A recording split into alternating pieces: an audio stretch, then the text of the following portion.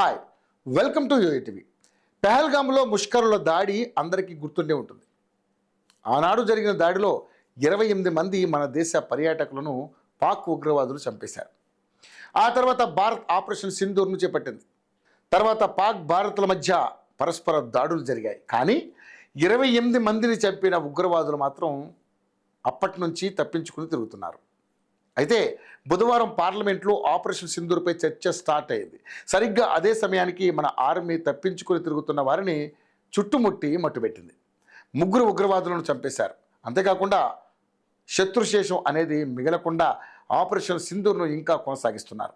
అయితే ఇక్కడ ఆశ్చర్యకర విషయం ఏంటంటే, ఎన్నాళ్ళు పెహల్గాం దాడికి పాల్పడిన వారు ఎలా తప్పించుకుని తిరుగుతున్నారు అంటే, ఈ పెహల్గాం దాడి చేసిన తర్వాత వాళ్ళు పాకిస్తాన్కు వెళ్ళిపోయారు. అక్కడ దర్జాగా తిరుగుతున్నారు. మరి వారిని ఎలా పట్టుకుంది మన ఆర్మీ అనే విషయానికి వస్తే, ఈ 3 ఉగ్రవాదుల వద్ద ఒక శాటిలైట్ ఫోన్ ఉంది. హూ అవే అనే చైనాకు సంబంధించినటువంటి ఫోన్ ఉంది. అయితే ఆ ఫోన్ను ఏప్రిల్లో పెహల్గాం దాడి జరగగానే వాడకం మానేశారు.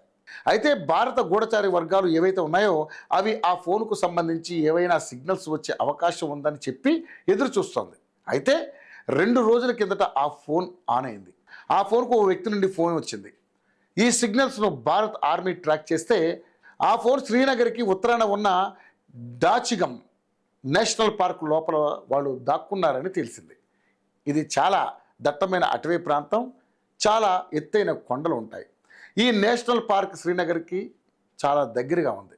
అదేవిధంగా శ్రీనగర్ అవుట్స్కట్స్లో ఉన్న హర్వాన్ కూడా వాళ్ళ కదలికలు ఉన్నట్లుగా తెలిసింది. దీంతో మన ఇంటెలిజెన్స్లు హర్వాన్ మరియు డాచిగమ్ నేషనల్ పార్క్ రెండింటినీ కూడా చుట్టుముట్టింది. సోమవారం తెల్లవారుజాము నుంచి ఆపరేషన్ ప్రారంభించారు. అయితే ఆపరేషన్ స్టార్ట్ చేయడానికంటే ముందే మన సైనిక దళం ఒక ఎన్కౌంటర్ ప్రారంభమవుతుందని మీడియాకు తెలిపింది. అయితే పెద్దగా ఎవరూ పట్టించుకోలేదు. కానీ పెహల్గాం తర్వాత ఫోన్ అక్కడే వదిలేసి వెళ్ళిన వారు మళ్ళీ భారత్లోకి రావడం, ఆ ఫోన్ ఆన్ చేయగానే దానికి ఫోన్ రావడంతో భారత్ ఆర్మీ కూడా అలర్ట్ అయ్యి ఎన్కౌంటర్ నిర్వహించింది.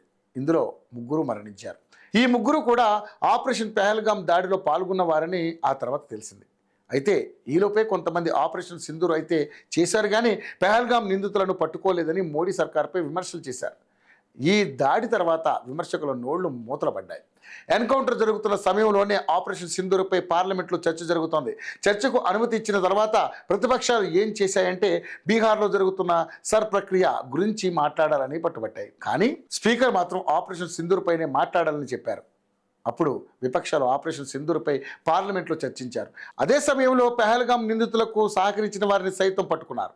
అదేవిధంగా చనిపోయిన 3 గతంలో పారిపోవడానికి సహకరించిన 6 ఉగ్రవాదులను మే, జూన్లోనే మట్టుబెట్టాయి మన భద్రతా దళాలు. అంతేకాదు ఆపరేషన్ సింధూర్ అనేది నిరంతరం కొనసాగే ప్రక్రియ అని కూడా మోడీ సర్కార్ తెలిపింది.